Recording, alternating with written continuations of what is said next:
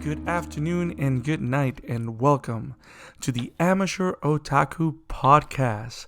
This is episode 1, and I am Brandon Lexon Alvarado, talking to you all the way from the US, and on the other side of the world is joining us the always fantabulous Doc Isaac.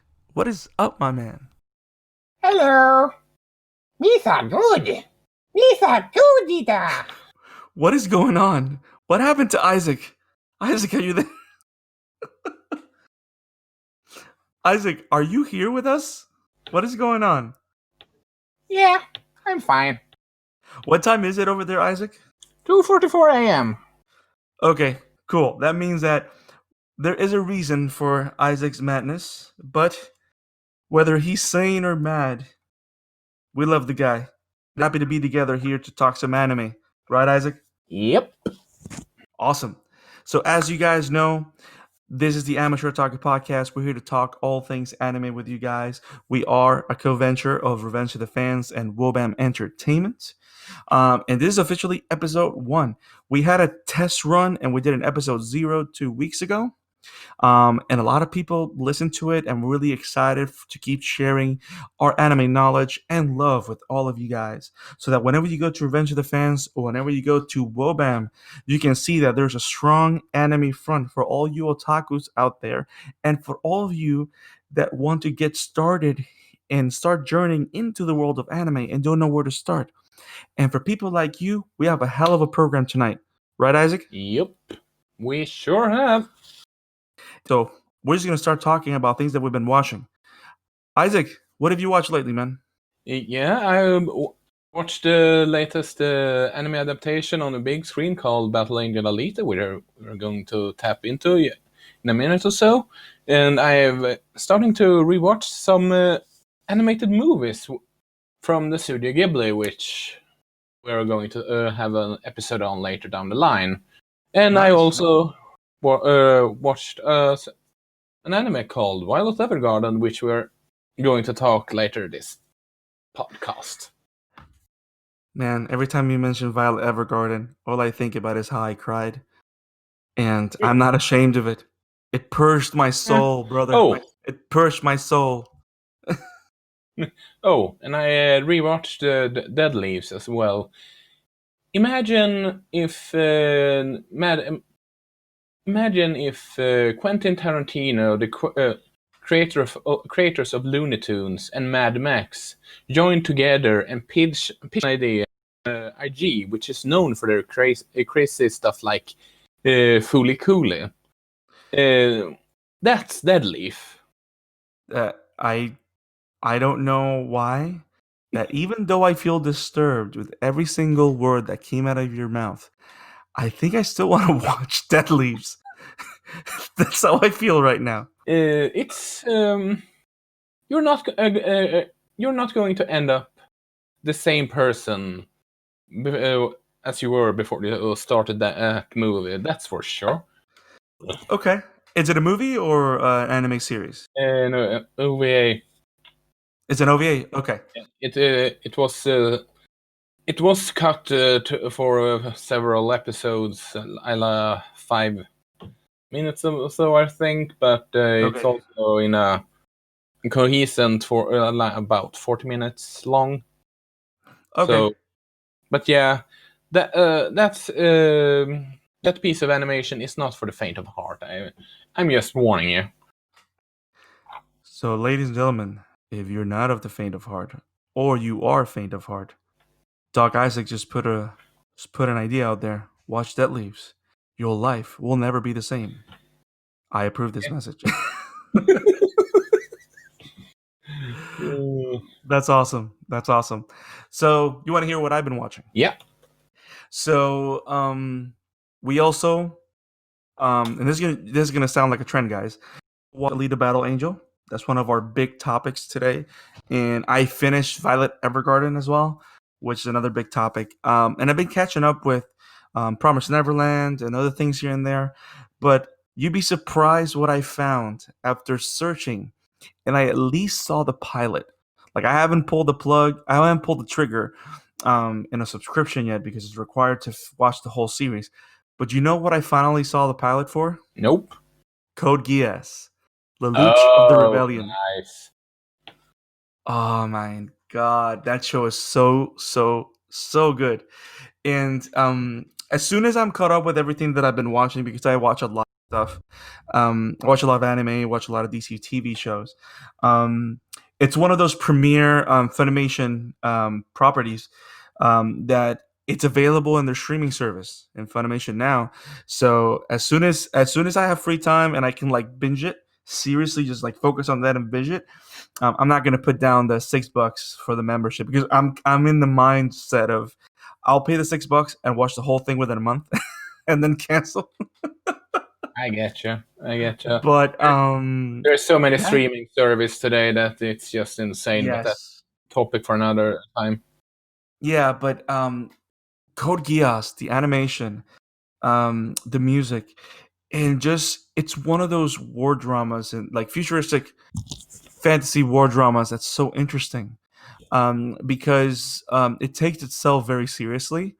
And even with the fantastical elements that you have, it works so well. It kind of reminds me, in terms of the seriousness of tone, it reminds me a lot of Death Note in how it tackles its subject matter.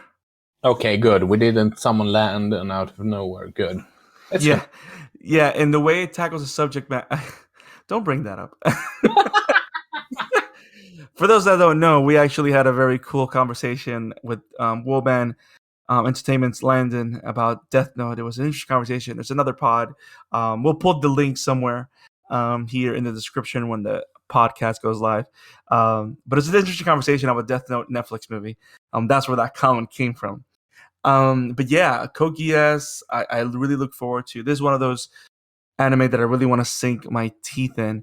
And I know this is a little off topic, but it comes to my head. Do you know how I always heard of Code Geass, but you know what actually drew me? And that's probably because I'm a musician, but you know what really drew me to Code Geass? the It opening. was yeah, the opening is so good, and it's like so hip, and I don't understand Japanese at all, but I don't. But it doesn't matter. It's one of those things with anime that I love is that it's music. Not all of them are great, but like a great deal of anime, its music is so distinctive of of of the world you're going into when you step into an anime show, but also it's so distinctive how in particular how they when you see the opening animation sync with the opening with the music and it kind of just draws you in. You know what I mean? Yeah, I certainly know what you mean. Because good opening certainly draws you in. I mean, look at that Attack on Titan's first two opening. Oh yeah. But Yes, anyway, yes. should we go to Alita?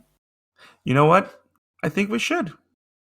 So, we're going to talk. We have a couple of different topics that we're going to talk today. And the first one we're going to talk about is Alita Battle Angel. It is the latest production by James Cameron and directed by Robert Rodriguez. Alita Battle Angel is a brand new live action movie based on a popular cult classic manga from the 90s called Battle Angel Alita.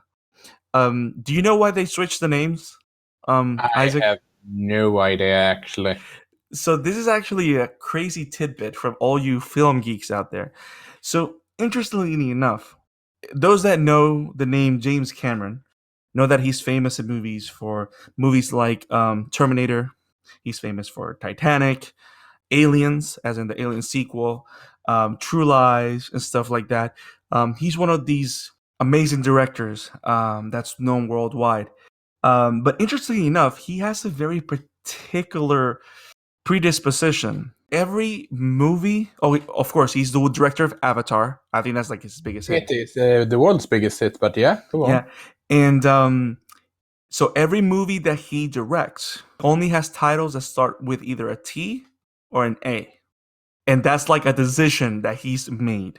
You can look at his entire library, and there is no movie of his that has a title that doesn't start either with an A or a T. I didn't even think about that when you're mentioning it. Yeah, it's true.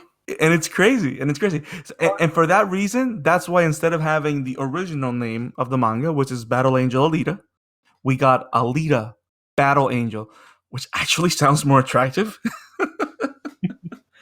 But yeah, so we're gonna do a non-spoiler review for you guys. We're gonna talk about our first impressions on Alita Battle Angel, and we're gonna do this in two parts. So in this main episode, we're gonna do me and Isaac's non-spoiler part one review of Alita Battle Angel, and then we're gonna actually publish a separate appendix episode with this where we're going to do a full spoilerific review of Alita Battle Angel, and we're going to bring in a friend from Wobam Entertainment, Michael Thomas. He's going to be talking with us. He did a great review on the movie on the Wobam website, and he's going to sit down with us and talk some anime Alita. So without further ado, Isaac, what did you think about the movie? Yeah, first and foremost, it's gorgeous. Oh yes, It's the production design and just cinematography is incredible. If this movie doesn't get at least nomination for best effects and best cinematography and all that jazz, it's it's like how should I put it? Lego movie not getting nominated for best animated picture. It's that kind of stuff. right. But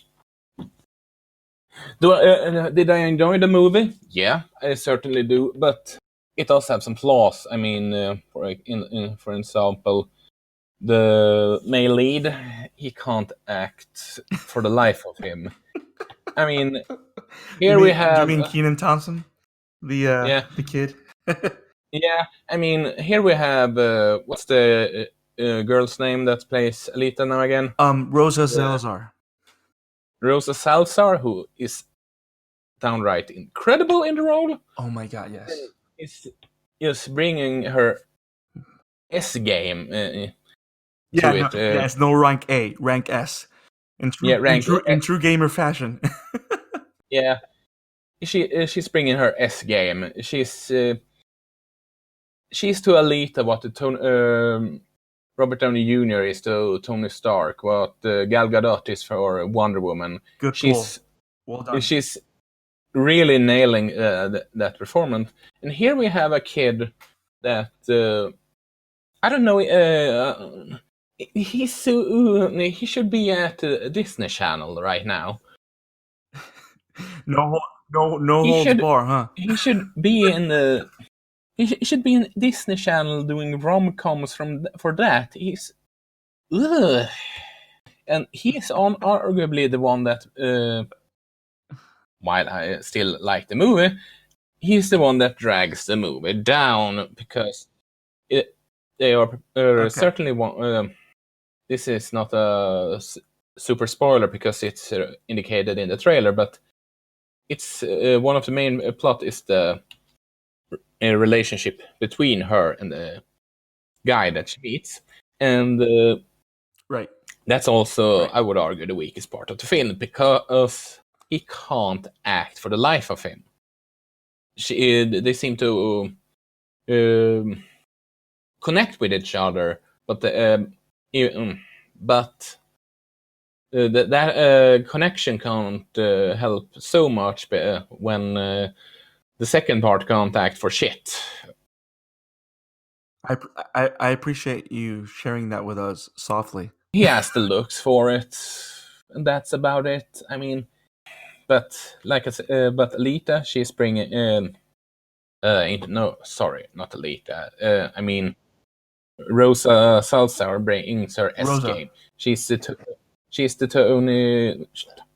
Tony Stark to Robert Downey Jr. She's the like Robert Downey Jr. for Tony Stark or Gal Gadot for Wonder Woman. She's great. But outside of about the kid and the romance part, it's a fantastic film that's just so glorious to watch. Just from a technical spectrum, and just for an adventure of the typical find yourself, because I know that some people will have a problem about Alita, how should I put it, being so powerful. But when at first, because we know how it is today, but if you really look at it, where she is having the physical strength, she doesn't have that. She's growing Right. mentally, sort of like how. To go back with the Wonder Woman part, she's a fish out of water, and her story is about finding herself. She doesn't know what to do. That's the journey she is taking, and that's why it doesn't matter that she is as powerful that she is in this case, because they are giving her the struggle elsewhere. And but speaking of Exactly. relationships that did work in the movie, it's between Christopher Waltz and character and Alita, Dr. Dyson Ido. They truly shine Yes. together, Yes. and I think they work perfectly together. I think they work perfectly, like they have knew each other all along.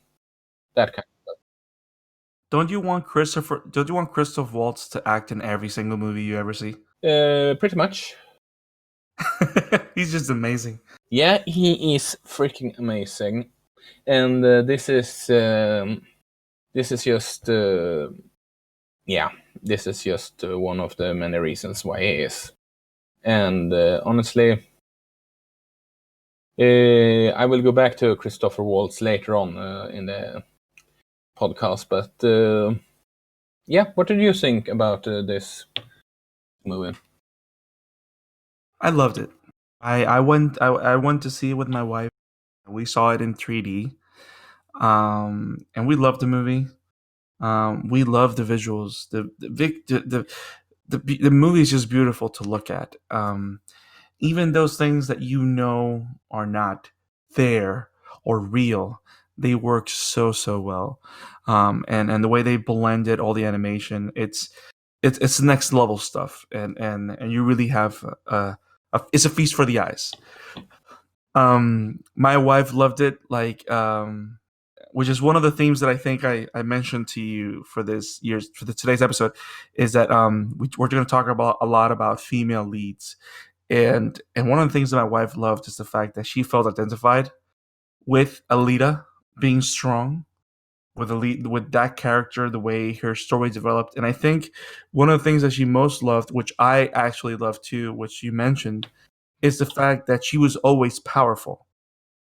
So there's it's not a physical thing. It's not a physical transformation that needs to occur. It's mostly her journey as a young girl, as a woman, and how she develops, how she takes a stand for what her journey is going to be. Because you have all these different forces telling her to be this or be that, but how she finds a way to find her way, Yeah, to follow her road. And I think it's very empowering. I think a lot of young girls, ladies, are gonna watch this and enjoy it, because for for for it being a female led action movie, it works so well. yeah, It works so well because it's not vague. Like, even with certain narrative choices that, in a way, which I'm going to talk a little bit about the way the film was edited and narrated.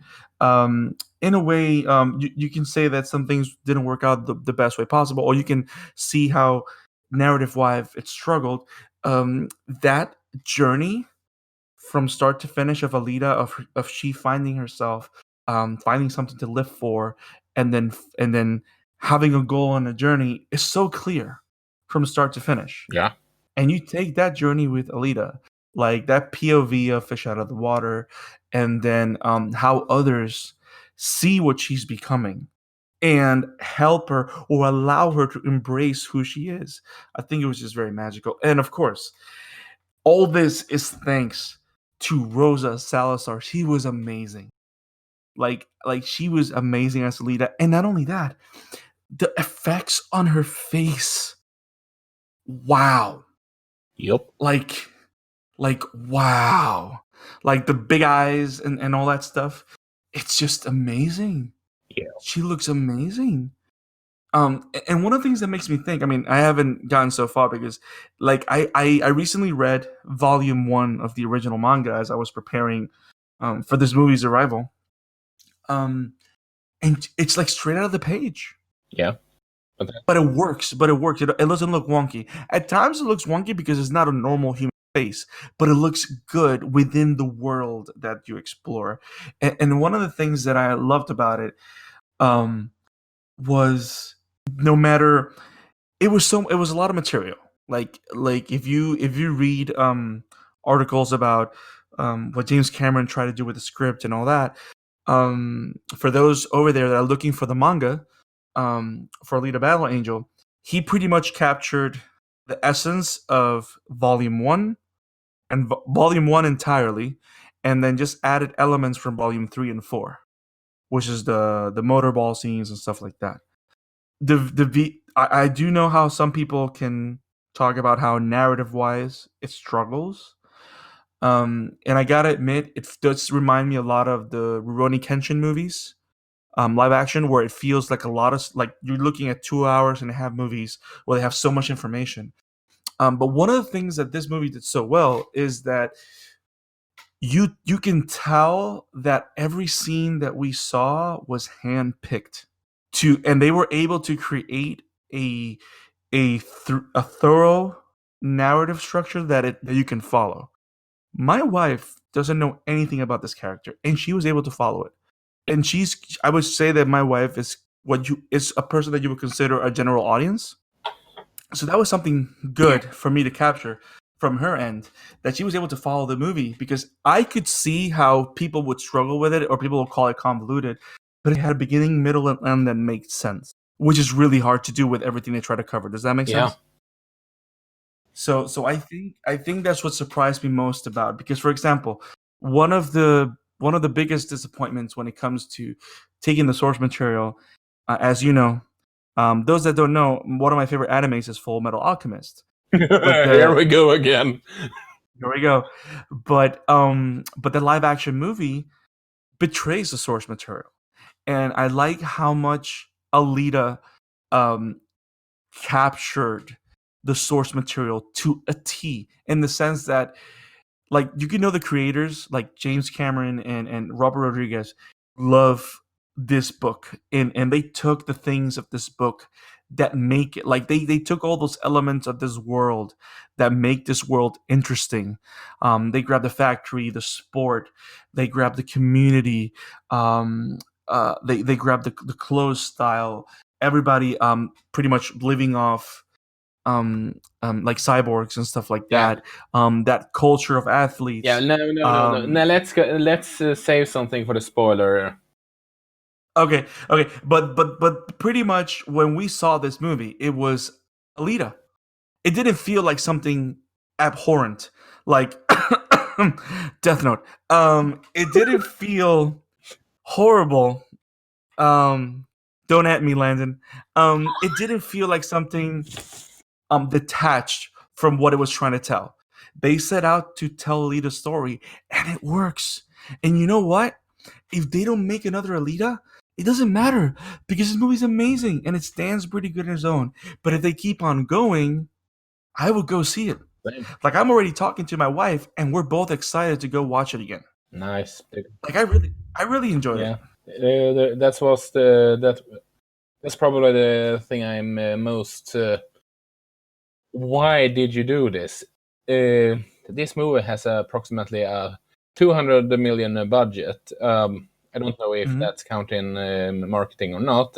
If it's not counting in market, that's just even more ridiculous, and it looks like this movie might not gonna make the money back unless the word of mouth is taking over, and that Right. would be a big shame, because now when we finally have a good anime adaptation, again, I would argue, I say again because Edge of Tomorrow, or as it's originally called, All You Need Is Kill is based on a visual novel from Japan, and we in the Amateur Otaku wants people to know that material from Japan is more than just Dragon Ball, One Piece, and Naruto, if you know what I mean. And no disrespect for those franchises. I love all three, but those are pretty much the only thing the general consensus know about. So, right. but yeah, There's a lot more to explore. Yeah, and Alita, I think this is my favorite anime movie live action so far, same here. which is a lot to say. And I'm gonna be honest, I'm a big fan of the Rurouni Kenshin anime, but the movies capture that very well. But Alita feels so fresh. It feels natural. It feels it's jumping off the page. People have to see it. We Amateur Otaku, we give Alita like two, I don't know, what is it, 7 Dragon Balls? we have to come up with a rating system. But to keep it simple, I would give this as an anime adaptation. Now, again, everybody can think whatever they want of the movie as a film. Maybe as a film, it'll have a lower grade than this. But as an anime adaptation, I would say it's definitely A plus, A minus, B plus, A minus. For me, it's an A minus. What do you think, Isaac? I would say I would say an A minus also because of the fact that the romance. Don't bring him back.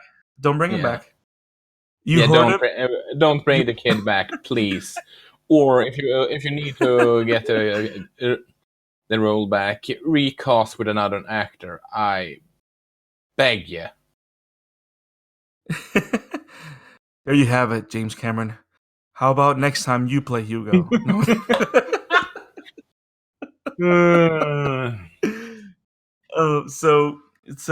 I was actually looking it up. So far, Alita Battle Angel took $200,000, $200 million to make it. I'm sorry, $200 million to make it before marketing. Ugh. So it was super. Yeah, it was uber expensive. It might. We can cross our fingers that it'll make its money back. Now the good thing is this. It is a cult classic, not just here, but hopefully worldwide. People that know this property will go see it. And here in the Amateur Otaku, we want you guys to go see it. I'm gonna see it one more time. I don't know if you'll see it again. While it's in theaters. But definitely Alita Battle Angel has our sponsorship approval. And we really want you to watch it and talk to us about it on Twitter. Because oh man, I really want to see more stuff like this. Like, I know we're gonna talk about this later, but if we're gonna talk, I'm gonna leave if other adaptations are anywhere close the care and caliber that was shown in Alita, oh, the future looks bright. Yeah. Andy Machete, are you hearing me? The worst case scenario, I hope Robert Meyer Burnett is from the John Capia show and former Collider Heroes with John Schnepp. Is right where the overseas here, Europe and Japan and China is giving it the boost to become profitable. Yeah. Worst case scenario there, please. This needs to bring in the money. Please. It does.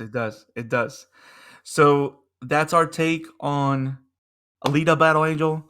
That's our non-spoiler take on it. Check out episode 1, part 2 of our Alita review, which is going to be a full spoiler review. After you check out this episode or after you see the movie, do not go in there unless you've seen the movie. But yeah, there's great stuff to hear later. Now, Isaac, we're going to talk about an awesome anime that we've been watching. What is that anime called, my good sir? It's called Promised Neverland, which is about 3 young kids that is trying to flee their supposed orphanage, which turns out to be a farm for demons. And last time we followed them, we found out that there was a traitor among them, and it looked like it wasn't the ones they first expected. And now we Now, with this episode, we got, well, how should I put it without spoiling too much? We got some more knowledge about what's happening and how much time they have left and all that. So, Yes, this last 2 episodes were so good. You saw all the way 5 and 6? yep. Oh my goodness. I mean, Ladies and gentlemen, if you have not seen this show, Promised Neverland is one of the newest anime production that's currently ongoing. It's amazing. It's right now. It's amazing. I don't know how. I don't know. I haven't read the manga, but I'm actually thinking about starting to read and see the differences. But if the manga is even, how should I put it? If the manga is like the anime, because we all know that adaptations do the changes and all that, Right. then I can certainly see from the based on what we know so far, that why this manga has ended up as such with the reward it has been given, because it's a nail biter. You never know what to expect. There is stuff going on all the time, like a ticking clock that changes the numbers all the time. It's it has twists and turns in on every turn, and it doesn't feel forced. It's sort of like you said off screen, like Attack on Titans. Have taken a lot of pages from that, where they can condense so many pages and turns. It doesn't feel crammed like how should I put it? Yeah, like the Full Metal Alchemist adaptation that it takes too much in. But anyway, and you really fear for these kids. You really. Why do you enjoy hurting my heart? Bringing that back. No, I do not. Anyway, and I think that if this continues with the quality as it is right now, I think we are definitely witnessing an anime that is going to be the next Attack on Titans. Bleach, One Piece. I mean, okay, maybe not One Piece, but the size of Attack on Titan. They live in their own iteration, multiverse, and plane of existence. Nothing is anywhere close to One Piece. So, but yeah, it's going to be the next big thing when it comes to anime, if it continues the quality that it has now. Oh yeah, and if you want a good mystery, and you like stories that is keeping you on the toe, and hurry up, how are you gonna fix that? How are you gonna have time for that and all that package? You will love this. You will certainly love this. If you're more of someone that wants some more calm and collecting show, and you can just relax, so to speak, then this is certainly not for you, because this is something that can hold your breath for quite some time, just for what's going on, so to speak. Yep. This show is every time I watch it, every episode is a cliffhanger, one after the other, and it's like I don't know if it's the idea that they're kids. I don't know if that adds like an extra. It probably does. Right? It adds an extra mystery and tension factor, because these are kids. These are kids that don't know anything beyond the gates of this farm. They're trying to escape from being food from demons that they have no idea if they're going to be able to survive outside. These are people, these are kids fighting for their lives, and it's really crazy because, like, the writing is just so good. The fact that they made the kids geniuses. But even though, like, at times, like, especially in episode 5, when you have the big reveal of the traitor, and then you see Norman digesting all of this, um, and how suddenly, even though, like, so those that don't know, Norman is like one of the more brilliant of the kids. You have the 3 main ones. You have Emma. You have Emma is the most active and athletic one. You have Norman, which is like the mastermind, and then you have Ray, which is a little bit of both Emma and Norman, if I could say. But when Norman discovers the identity of the traitor, and he's sitting down on his bed, you can kind of see um, his childlike innocence and terror, like, exposed. You know what I mean? And when you see that in his face, and the way the animation captures that, um, it really translates to the screen. You know what I mean? Um, but yeah, it's a nail biter of a show. I'm really enjoying everything that they're doing. You want to talk a little bit? You want to have a mini spoiler discussion, or you think we could do an I episode? think we could do an episode on that because there's so much to unpack. But speaking of openings, like I talked about previous in the episode, this is a class example of an opening that is just perfect for the show. It's getting you hooked right off the bat. It's like a good opening should. Yep. What I mostly like about that opening is how it captures a little bit of the dread, a little bit of the playfulness, and a little bit of the quest for fighting. You know what I mean? Like how it captures a little bit of all the elements that you see, especially in the animation. Um, it's one of those things. It's just one of those perfect animes, and I think right now, currently, of what's going on that's new, that's fresh, this is the show that you want to get into. Especially now that Attack on Titan's on break and you want something of that quality. Yes, we keep putting this show up there with Attack on Titan because story wise, tension wise, intrigue wise, it's on point. It's been on point with every single episode. Like there is no episode of each episode is like 20 minutes. There's no episode so far that does not leaves you on your toes. Yeah. And you just want to see more. But yeah, but that's enough of Promised Neverland. I think, Isaac, a good idea would be is once the current run ends, we do a full spoiler bonus episode of just talking Promised Neverland in detail. What do you think? That sounds like a great idea. Awesome. So we're gonna talk about Promised Neverland later, and we're gonna do a full recap when the run is over.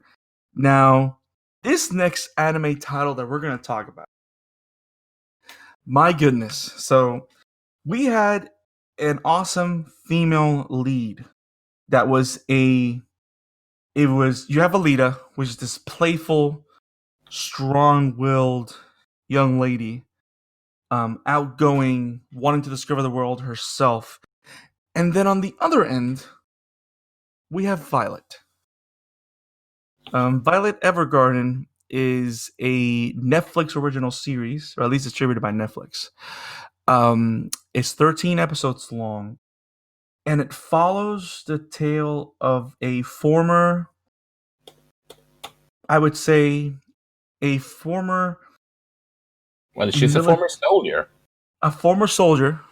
The thing is that the way they treat her is most like a tool, so I was trying to look for the word, but you're right. A former soldier that after a great tragedy at the end of a war or an era, she looks for ways to continue living and finding meaning to her life. She's a person that's like a blank slate. Correct me if I'm wrong, Isaac. Violet was an orphan that was raised exclusively for battle. Yep. So she was like a female non-mutant Wolverine. Pretty much.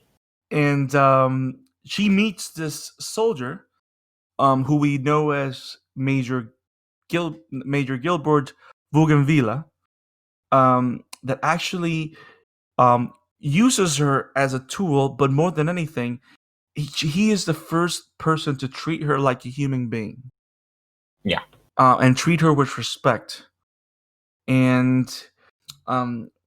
whenever this Major is no longer there to give her orders, because she's always been used as a tool in the past, she doesn't know how to live. So it's how she discovers meaning for her life beyond war, beyond her being a soldier. How she comes to understand her own self, her identity, how she comes to understand love and feelings and emotions, things that she never understood because of how she was raised and the horrors that she faced during the war. And it's just a beautiful tale of this young maiden finding herself and valuing her life. Yeah. And it's just told in a remarkable way. And I'm gonna say this without fear. When I said that we were crying watching the show, people, I was crying almost like I hold on to tears because I didn't want to close my eyes. I wanted to keep but the emotions are real. Tears run down. This show is beautiful. Talk to me, Yeah. Isaac. I've talked too much. Talk you go. You talk. I mean, it's like we said about, like I said about Battle Angel Alita. It's that, it's a fish out of water story, just for a different point of view. It's instead of finding yourself for this perspective of who from a she's a cyborg basically, Alita, and then, which is pretty obvious from the trailer. We have from a what you can argue is a damaged war veteran. It has only done wars and hurting people and all that, and she's in the search of filling the empty shell that that she has inside.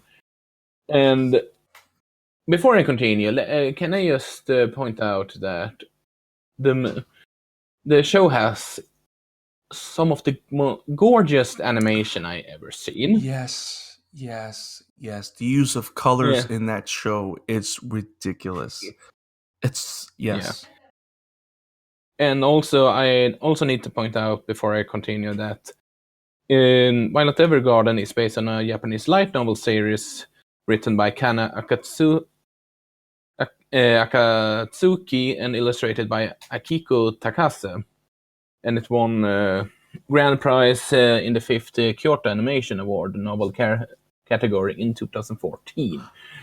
I just wanted to point that out before anyone would point that out later, but yeah, let's take that out of the way. Nice. I did not know that. I did not know that. So it's not necessarily it's a manga, but it's mostly like a light graphic novel. It's a Japanese light novel. Okay. Nice. Is it? Do you know if it's an ongoing series or was it like a single thing? I think it's done, but I'm not sure. Okay. You can comment. You can tell us that later. I'm not so sure about that. I'm just aware of the origin. But anyway, how should I put it? No, I think this is a show that if you have, we all have something that we have struggled to during our lives that made us feel like, okay, I'm just this, I'm just that. But then later when it ends, there are people there that want to help us move forward instead of just standing still, and we're not so sure about how we do it. And Violet Evergarden is a perfect example of that. I mean, Violet Evergarden is a show that is very identifiable for everyone, be it male, female, bi, gay, hetero, insert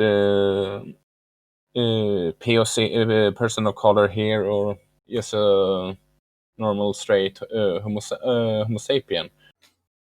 It's because we all have struggled through something that makes us, okay, I'm this kind of person, so I just live with it. But then this situation stops, and people are trying to tell us it's okay. You can move forward. You don't have to stay still and just be in this bubble that doesn't exist anymore. Be it a abusive relationship, you don't get any work, but then later someone helps you to get the work after maybe 2 years. It's school hasn't gone so well, but then you get a new chance, and because of the support you get, are able to get your grades or something. I think you get my points, and Yeah. it's such a poetic story about a person that doesn't really know herself, finding herself with the help of others, because when she doesn't really know what to do, and I think everyone, like I said before, can relate to that. Yeah. And it's true. I think that's one of the best things that the writers of the show achieve. And it's the fact that you have this character that is defined by war and by the idea of serving someone. And now they have to understand that the war is over, so they have to, as a final order, to say, um, it's time to live for yourself. It's time to live beyond um, orders or the fact of you not having feelings. Like you don't have to be this weapon anymore. And I find it very interesting how the mechanism that they use is the job that she acquires as an auto memory doll. It's beautiful how her the job that she's given or that she actually seeks out um, actually allows her to view the lives of other people and how the lives of other people allow her to see allow her to come into contact with feelings. Because the interesting thing about the auto memory doll and this persona that's presented in the show is this show actually takes place in, I think it's safe to say it's like a 1950s or the 1930s 20s, right? That's like the setting more or less. It's like in Yeah, 1920s, sort of. right? So you have technology moving forward and all this stuff. And pretty much you have all these people that don't know how to express their feelings but want to communicate with others, or don't know how to write, so they go to this post office where she works and they hire out of memory dolls, which are beautiful women, that their job is to translate people's or their customers' feelings into paper, into a letter. Um, and it's funny how original and how she starts reading everyone the way she saw herself, and then how she starts learning how to open up to understand other people's feelings, and how she starts learning to interpret those, and how she being able to interpret other people's feelings allow her to interpret her own. And it starts breaking that shell, and then um all the different developments that happen in her story. I think also one of the most interesting things of the show is, didn't you notice how, especially in the first episodes, how the show constantly changes your point of view? Yeah. It's so well done. Like the first couple of episodes deal with the people that she works with, and there's certain people that she's met and she's encountered. And then, even though the show primarily takes place from her point of view and her journey, one of the things that the show does to bring you deeper into her world is they change the point of view to one of the secondary characters, and they start talking about who Violet is, their first impression, their first encounter. Um, and I think it's just magical because the way they use those episodes to really round out the character of Violet and where she ends up in the end, it's quite a journey, and it takes a toll emotionally. Like you Yeah. feel you take a journey with Violet. Yeah. Um, there's this one episode that's powerful that it's gonna be spoilery, but I'm gonna try and keep the most amount details out of it. And I'm not gonna say which number it is, so it takes you by surprise.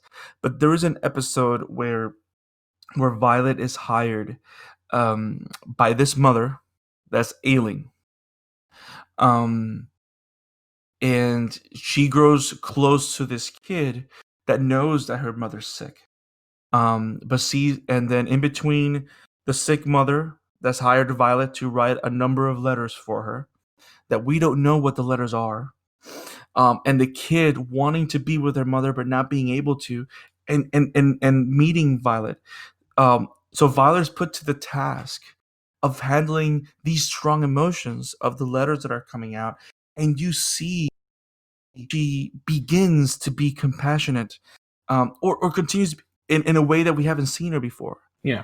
And for those that don't know, one of the most beautiful lines in this show comes from this episode where the girl is crying because of the eventuality of her mother's illness, and she's like fighting with Violet.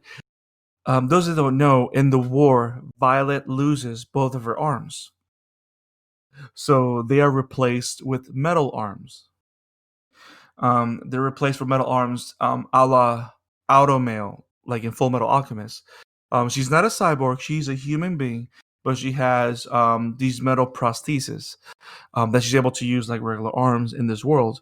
But she says the word, even though I know that my arms will never be as warm as yours, I'm still gonna try and comfort you. Just little things like that just take you on this emotional journey. And if you want powerful character development, if you want a strong, short journey, but a journey that's really gonna mark you, Violet Evergarden is the type of show you want to see. I mean, bring your Kleenex, bring your popcorn, and then more Kleenex. But yeah, it's a great ride. It's on Netflix. So if you have a subscription, it's only 13 episodes long. Each episode is like 20 to 22 minutes. So you pretty much can watch it in like three long movies that you can watch little by little. I wouldn't be surprised if many of you start watching Violet Evergarden and binge it in like a night because it's not a lot of hours. Like if you're a weekend, binge it. But I'm telling you, man, this boys and girls, this is so beautiful, so touching. I really look forward to talking more Violet Evergarden with all of you guys on Twitter and all that. But this show is amazing. Anything you want to add on this, Isaac? No, I think I have said said my piece and pretty much what you pointed out, because I don't really know what more or what I can add. Yeah, this is one of those shows that I think is one of those many shows because some people go watch anime or watch TV for spectacle. Some others watch anime for the experience. This is one of those animes that needs to be experienced. It's one of those stories that just grabs you and it just doesn't let go. And at the end of it, you're different because you just evolve with the character as the character evolves. Um, so Pretty. guys, go watch Violet Evergarden. Um, did you get that chance to see the special bonus episode that Netflix put out? That one I think I missed that one. I didn't know they did a special episode. Yeah, it came out a little bit ago. I haven't seen it. It's like an Arya episode, but we can probably talk about that a little later. Um, if you guys want to talk more Violet Evergarden, a spoiler bonus episode just on this anime and just talk about it in detail, and maybe answer a question about you guys or what our thoughts are. Just let us know on the comments below. Let us know on Twitter, and definitely we will give you what you want because this is what we love to do: talk anime. And because we love to talk anime, and because we cannot end the show in a somber note, even though it's not bad, I think it's time for one of our favorite topics. We love speculating, don't we? Yeah. We love coming up with weird stuff, and you enjoy melting my brain. What? I didn't know that. Oh, trust me, that's your specialty. So we talk some Alita, we'll talk some Neverland, we'll talk some Evergarden. Now, before we close, as you kind of noticed since episode 1, we kind of have a little bit of a structure.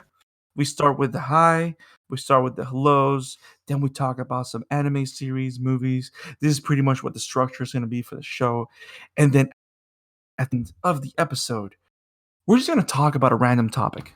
We're going to take a topic that we enjoy and we're just going to theorize our brains out and do weird stuff. On episode 0, we had the Dream crossover where Isaac went full Infinity War with Dragon Ball, Naruto, and all those guys. I would more say Crisis of the Infinite Earth, but yeah, went full bananas.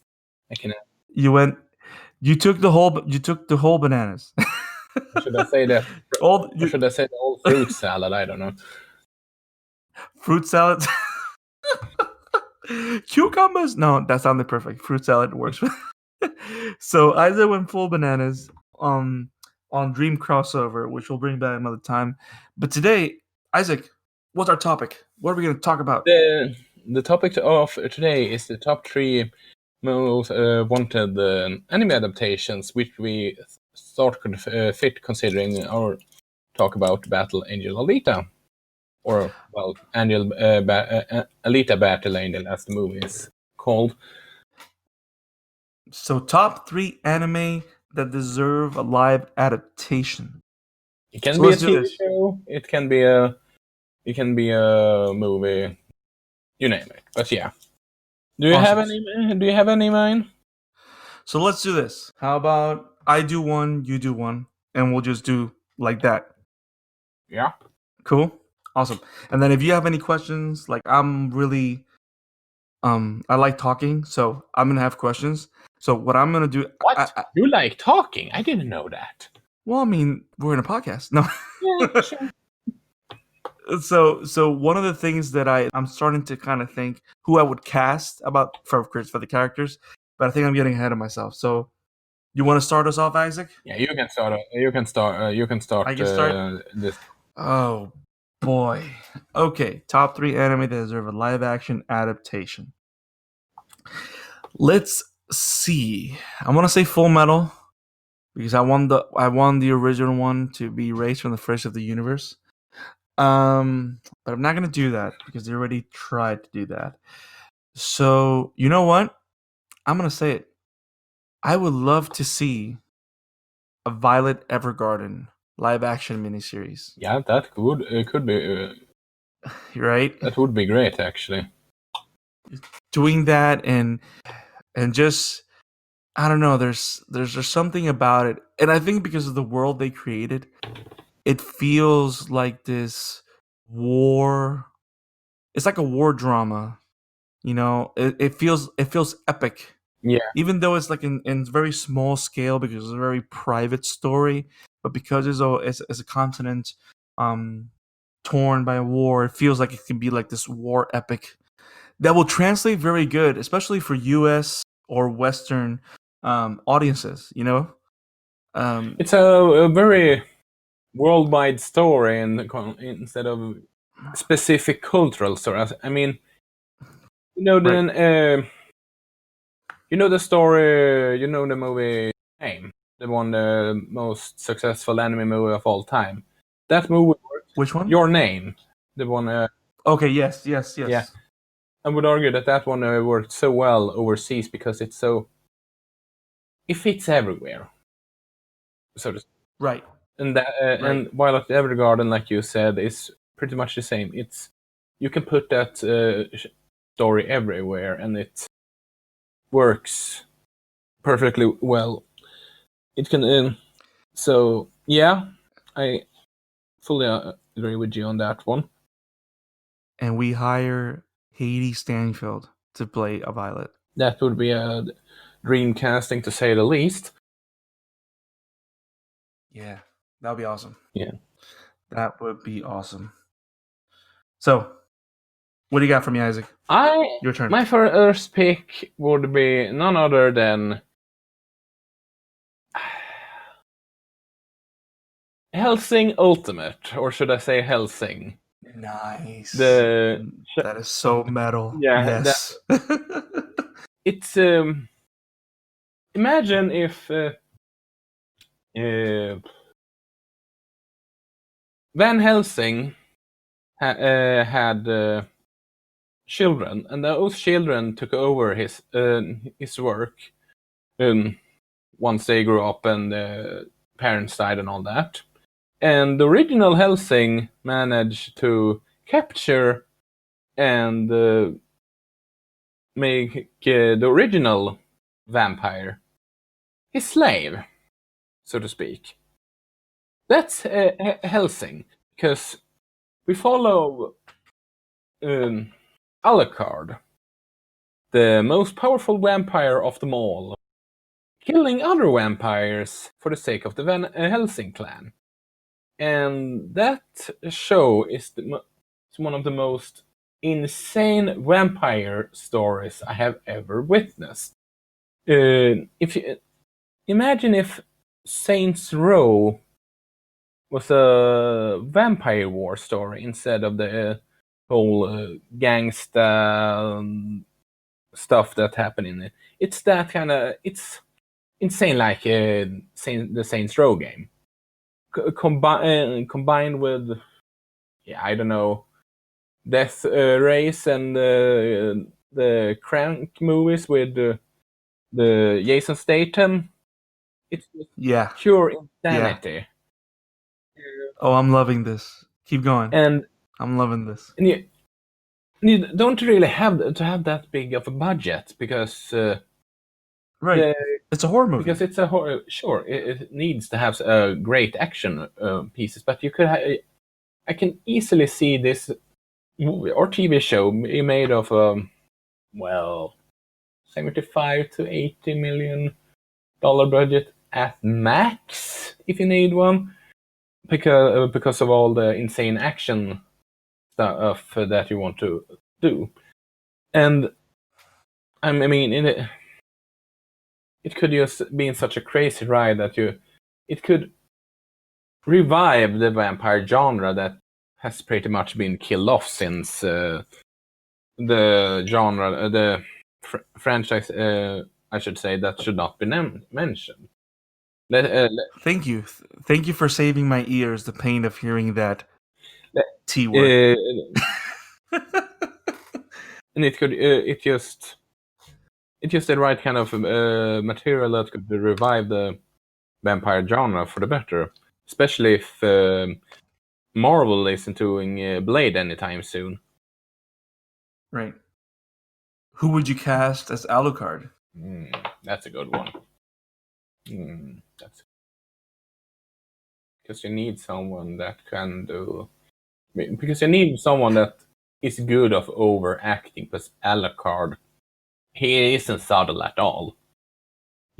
No, and the best thing about that character is how he takes everything as a joke. Yeah, he takes everything as a joke. But that's a good question. Right? I want to keep thinking because that show of Hellsing has a lot of John Wick like elements in terms of his action that I think about Keanu Reeves, but there's something about Keanu's demeanor that I can't see Alucard. He's too serious. Right. And too dude, like down. Like you need someone that can be as crazy as Willem Dafoe, but younger. Right? Yeah. Yeah. You know what? Let's just I know. I know. Let's say who? Cillian Murphy. Yes. And the funny thing is, because he's a vampire, he doesn't necessarily have to bulk out. Like he doesn't have to train and be super strong. Because Cillian Murphy could just do this nonchalant, acted vampire that just takes everything as a joke, like you said. Right. And you know what's funny? Now you say that, and you're saying that, and I can see it in his eyes. Yeah. Like the way he sees the type of the look that Cillian Murphy can have.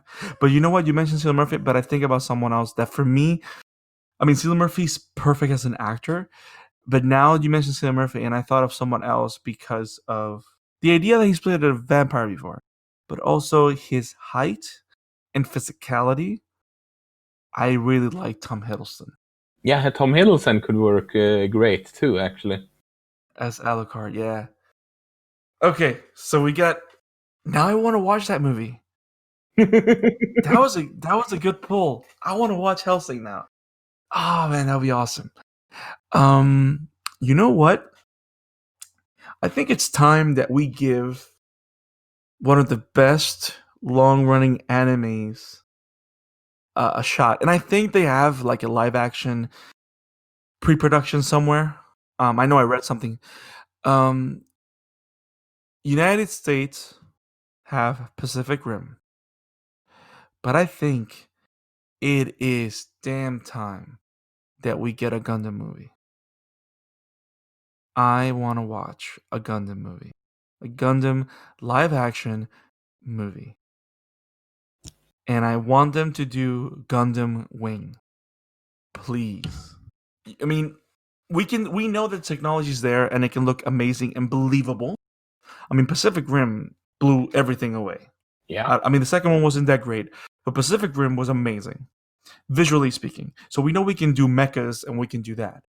But the beauty about but the beauty of Gundam Wing is that it's a war drama, and it's just that the big battles occur with mecha, which look amazing, and you want to build and put on your shelves. Yeah. I mean, but one of yeah, the reasons Gundams was created is because they wanted to sell toys, and so yeah, I know what you mean. yeah, Also, like you're absolutely right. There are Legendary Pictures has a movie in development since I don't know when, but there an article about that from yeah, that came out like last year, right? last year from I'm reading here in the Variety that they posted an article about that in July 5th in last year about the Gundam live action movie in works. But anyway, continue. No, but yeah, I want to see a Gundam live action movie, and not only that, the fact that we got a Gundam in Ready Player One and it looked amazing. I want a Gundam movie even more.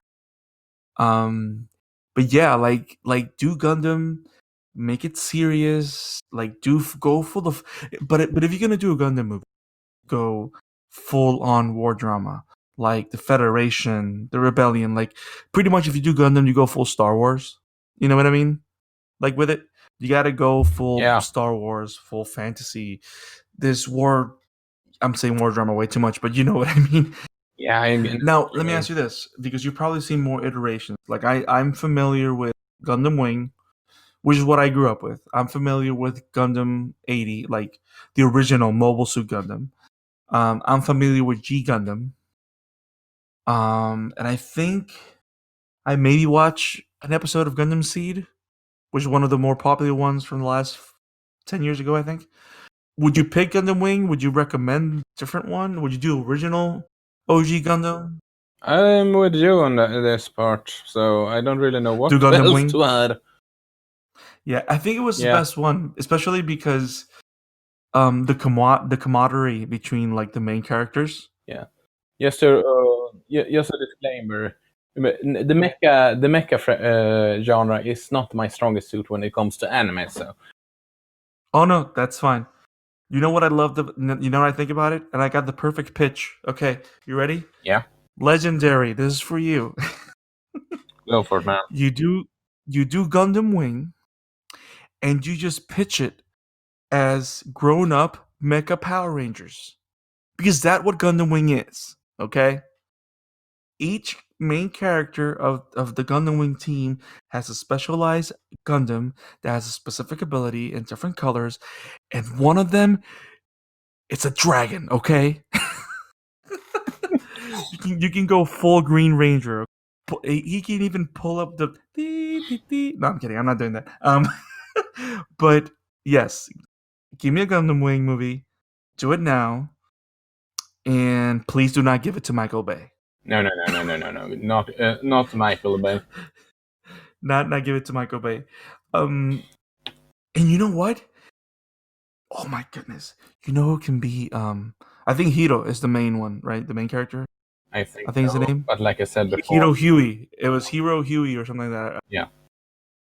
Like I said before, Mecha is not my. Yeah.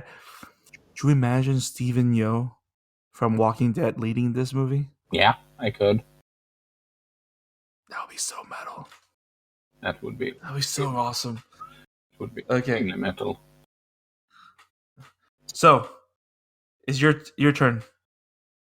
Number 2. What's your number 2 choice, my friend? I was first thinking about, just like you, about suggesting Dragon Ball, considering I want Dragon Ball Evolution erased from the memory and all that, yes. But then I remembered, no, Dragon Ball would probably not work, because that would be mean it. You need about 150 million just for goddamn effects, and yep. And I don't think they're going to fork another $150 for $50 million. Yeah, and you're going to do anime adaptation from here on out, unless Alita is going profitable. We don't know that yet. I don't think we're going to get any anime adaptations that goes above the 100 million. But I digress. There is one show that I think should get a live action adaptation, and it's long overdue. It's an anime that took it West by storm. People are calling it sophisticated, relaxing, and just plain old magnificent. I'm of course talking about Neon Genesis Evangelion.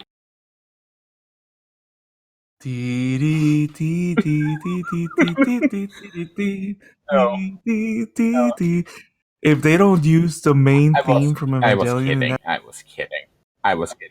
I thought you would, considering it relaxed. You got me excited.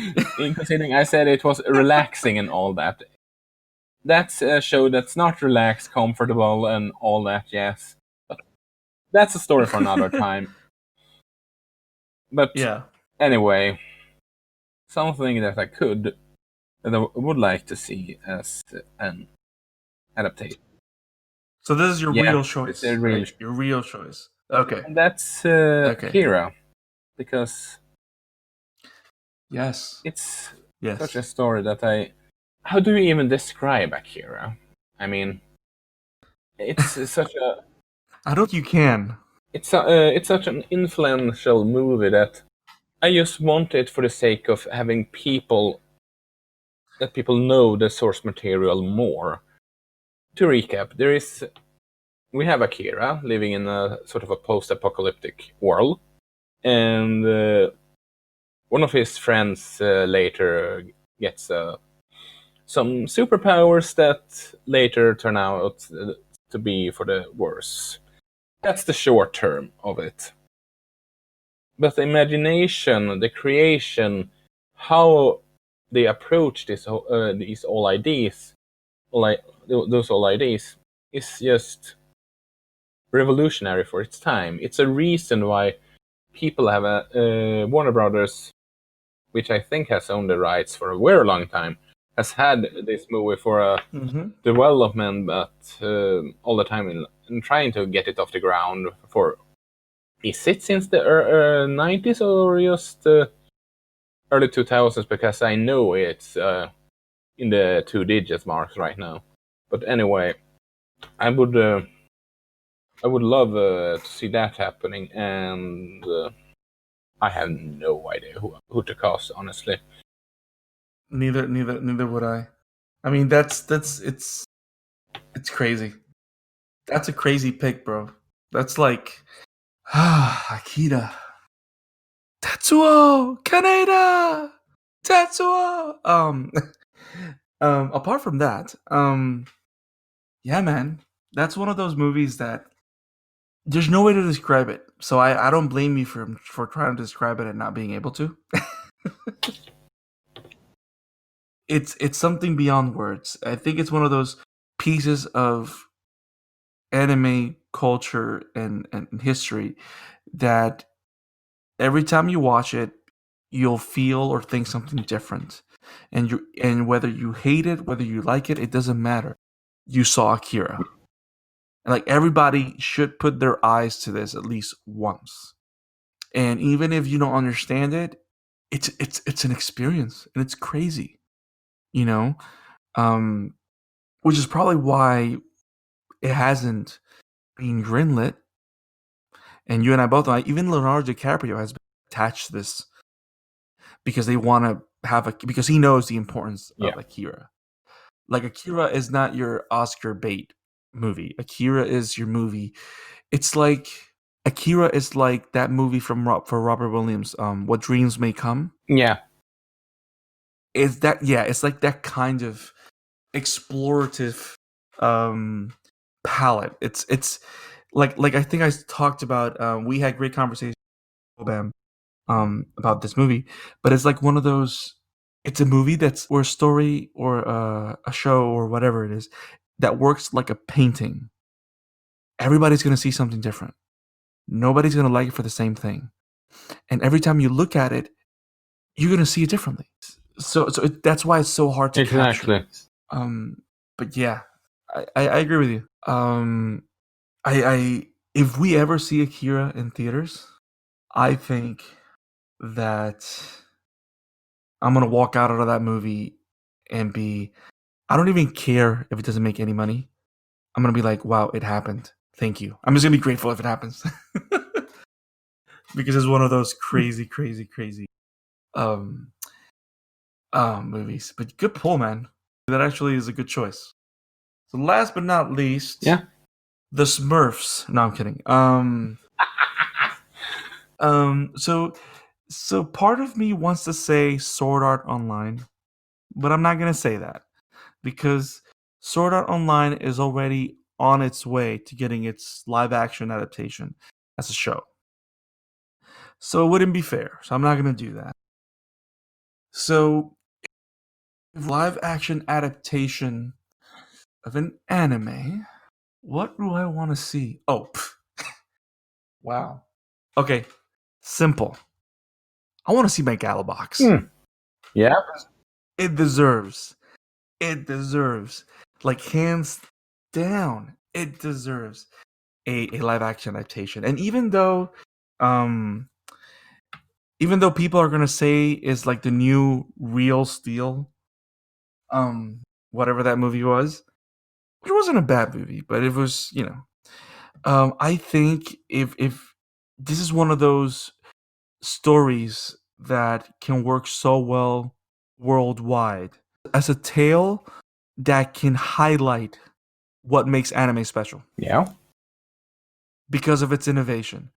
Especially if they do it with the same directive that they did the anime, because like I spoke about in the previous in episode 0, Megalobox is a reimagining and reinvigoration of Ashita no Joe, which is a classic boxing anime and series from the 60s, mostly manga. I'm sorry. And it's just this underdog story. And we all know how much money Rocky made and how big of an impact Rocky was. We know how big Creed 2 was. At least for me, I love I love all the Rocky movies. I was raised on them, and it's just a beautiful story. This works perfectly. You can even promote it as the next boxing franchise or the next Rocky or whatever. and just follow Joe and follow this history and just the idea of these cybernetic boxers and just seeing them with the rigs on top of them and just boxing and just the music, the attitude, like the anime is right there for the picking, and how stylistic the anime is. You can just cast people and make it. You know what I mean? Like, it's so easy to transfer. It's not one of those shows, and also because it's so short, like it's only 13 episodes. It has some OVAs here and there, but it's just 13 episodes. So you can capture the whole experience, grab the most important parts, and just transfer it page to screen without much work, you know? Um, because all you're doing is adapting the very basic story, and just highlighting all the stylistic elements. Like, for example, with Alita, for example, which we'll talk more in detail later, in the spoiler review when we do it. But Alita, as you know, and those that are going to see it knows, takes its time to explore the world in depth because it's new territory. You know what I mean?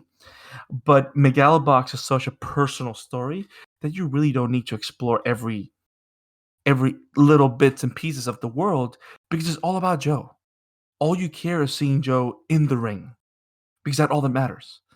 And the way he trains and his relationship with his coach and his relationship with Sideshow, that's all that matters. If you get those characters right, you can make this movie anywhere and it will be awesome. Okay, I need this movie. Can I leave now? Is it in theaters already? I need it now. Warner Brothers, I need Megalobox. Sylvester Stallone, give me your money. Take us to Japan. Do a Joe versus Creed. I don't care. Give me Megalobox. I want it now. I'm gonna cry. Oh man, that would be so awesome. So, Isaac, This isn't. you what? What was that? What were you gonna say? Well, before you give your last one, because I don't know how the audiences feel, but I want to say how I feel because I'm very emotional right now. We talked Violet Evergarden. Now I'm feeling emotional about Megalobox. So I'm gonna say this. You gave us an awesome, simple recommendation. Then you went bombastic with Akira. Now, what else you got? This isn't a live action movie adaptation I would like to see, but a live action TV show. Give it to HBO, that is known much because of their work of Game of Thrones. Because those that have seen Game of Thrones know how big and bombastic an episode can be with such a small budget compared to a big blockbuster movie. I mean, I have a feeling where you're going with this, but keep on going. what do you think I'm going with it? No. You go. And You go. this is a franchise deserved more love. It had a pretty popular anime back in the day, and its reboot has been not so popular for all the wrong reasons. And I can certainly understand why people don't like it. I'm not a fan of that one either. But I feel like HBO, if HBO wants to continue with this type of genre that Game of Thrones is, it should leave that show behind and embrace something similar. And with something similar here, I'm of course talking about Berserk. Yes. And Berserk is such a broad series that I can't see how it would work as a movie.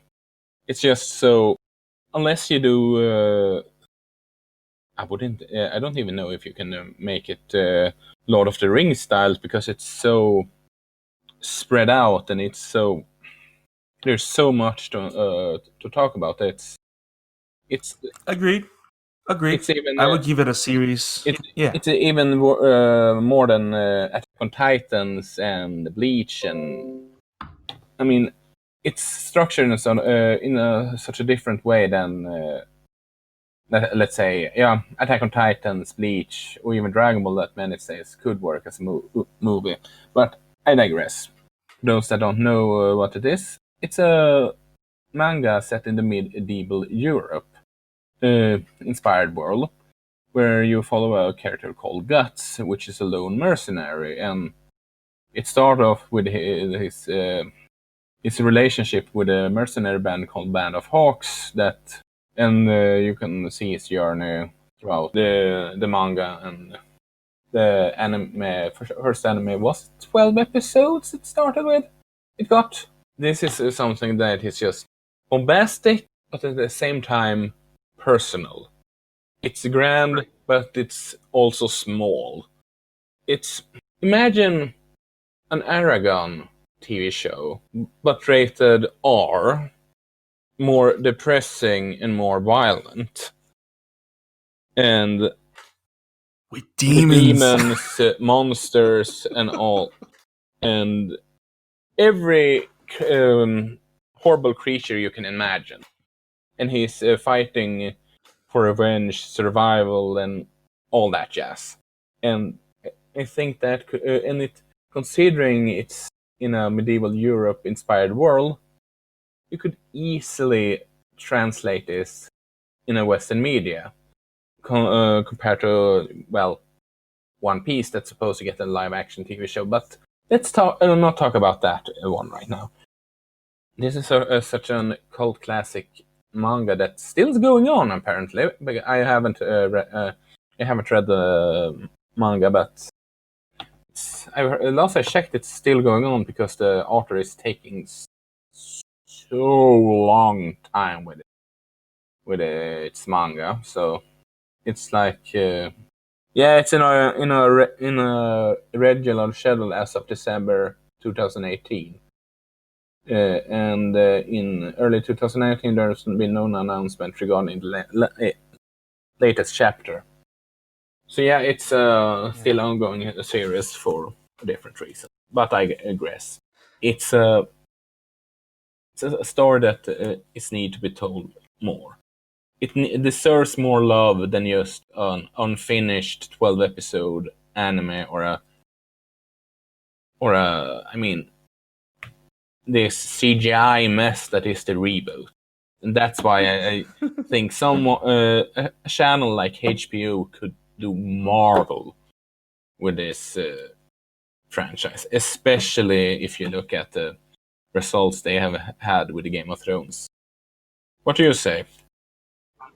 I want this now. By the way, this is the one that I thought you were.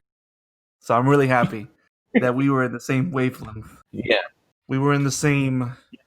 Yeah, man. Berserk a la Game of Thrones would be amazing.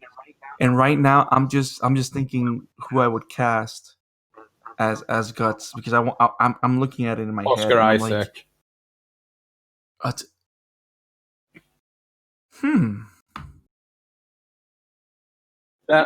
He can bulk up, and he can bulk up a little bit and do Guts. Yeah, and he's young enough. He's not in his 40s yet, is he? No, that mesh. He's relatively young, right? Yeah, definitely. Oscar Isaac is as Guts. He's 39, so forget about that one. Okay. But if you need someone that really could fit in this sort of environment, but is sort of a larger-than-life actor. No, I'm not talking about The Rock, because he's too old for it. Oh, he's also that age. I was also thinking about potentially Jason Momoa, and he's also 39, but he looks young. I can see Jason Momoa's Guts. I can see that. He's also 39, but you could do some change. Yeah, but he's more of a youthful look. So Jason Momoa's Guts. I don't know, because part of me is going like, I love him as Aquaman. I don't know if I want him to go dark again.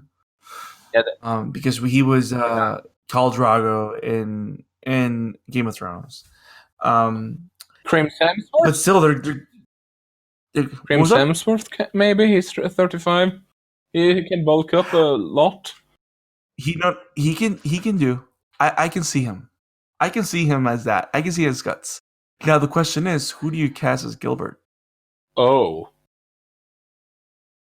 And that person has to be like the suavest person. You know what? Tom Hiddleston can be Gilbert. Give me Tom Hiddleston, Gilbert. I want Tom Hiddleston in every single movie ever. Griffin. Okay, Tom Hiddleston as Gilbert. You know that would be perfect, right? Yeah. But who should be Griffith then? Who should be what? Griffith in Berserk. Oh, I'm sorry. I said Gilbert, but I meant Griffith. Yeah, I'm sorry. Griffith. I thought so, but yeah. Yeah, Griffith and Berserk. Now, who do we cast as the lady? I have no idea. Who'll be amazing? You know what? I would love to see Naomi Rapace would be awesome for that role. Yeah, that could work. Right? Because she can handle action. I mean, she's done a lot of it before. And she has done a lot of these construed complicated characters very well.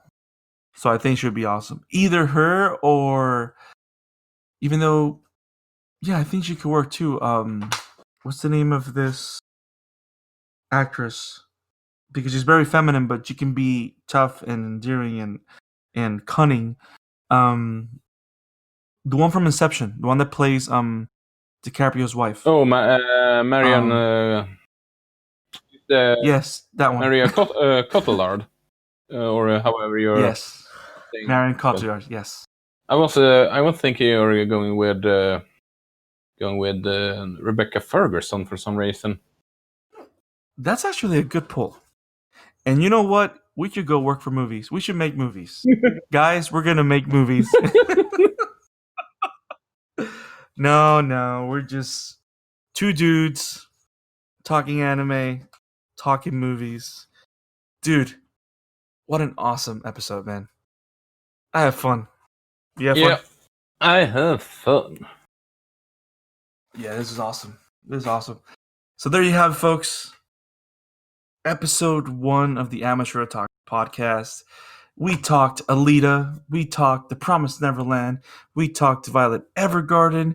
And we just talked some random anime dreamscapes, because that's what we'd like to do. Hopefully a lot of this has instilled interest in you to go watch anime. Here are a little bit of the names that we talked about. We talked about Berserk. We talked about Violet Evergarden. We talked about Akira. We talked about Gundam Wing. There's a lot of different things that we talked about that you should go check out. A lot of these are available on Funimation, on Crunchyroll, on Hulu, wherever Hulu's, and Netflix. Any final words, Isaac, before we do our plugs? No, not really. So, Isaac, Emblemaniac, where can we find you on the webs? You can find me on Twitter at Emblemaniac, and you can find my work on Wobam Entertainment. Awesome. And me, Brandon Lexon. I got a lot of names nowadays, but Brandon Alvarado, the Scarlet Fan. You can find me on Twitter at Lexon Alvarado. That's Lexan, Lexon Alvarado, where you can find tweets, you can find my comments, you can find my Flash-related articles on Revenge of the Fans, and every Amateur Otaku piece that I write for is on RevengeOfTheFans.com, which very soon we'll have our own tab, so all the stuff will be centralized there.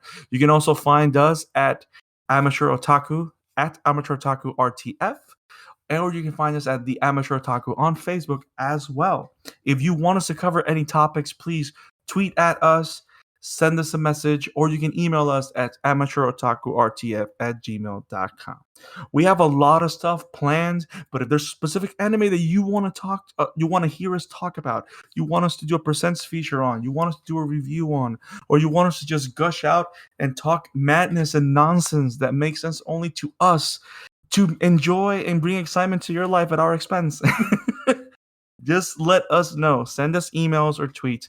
We are here for you. We are your anime representatives from Revenge of the Fans and Wobam Entertainment. So, guys, thank you for joining us.